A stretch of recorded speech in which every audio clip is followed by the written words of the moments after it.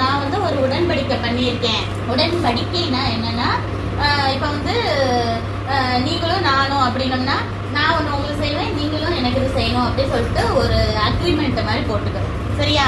இப்போ கல்யாணத்துல என்ன சொல்லுவாங்க, கணவனும் மனைவியும் நான் வேற யார் முகத்தையும் தப்பா பார்க்க மாட்டேன், நீதான் என் மனைவி, நீதான் என் கணவன் அப்படின்னு சொல்லிட்டு சொல்றாங்கல்ல, அந்த மாதிரி. சரியா? புரியுதா? உடன்படிக்கைனா அது ஒரு இது, அதை மீறக்கூடாது. நம்ம யாருக்கு முன்னாடி அந்த உடன்படிக்கை செய்யறோம், தேவனுக்கு முன்னாடி, அதை வந்து மீறக்கூடாது. சரியா? அதுதான் உடன்படிக்கை.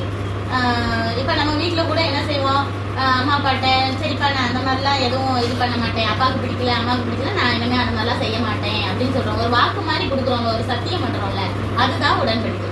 தேவன் மோசக்கிட்ட என்ன சொல்கிறாருன்னா, நான் ஆபிரகாம், ஈசாக்கு, யாக்கோபு கிட்ட ஒரு உடன்படிக்கை பண்ணியிருக்கேன். என்னென்னா, இஸ்ரேல் ஜனங்களில் எகிப்தில் ரொம்ப கஷ்டப்படுறாங்க, அவங்கள நான் பார்வோன் கையில இருந்து விடுதலை கொடுத்து கானான் தேசத்துக்கு கூட்டிட்டு போவேன். கானான் தேசம் எப்படின்னா,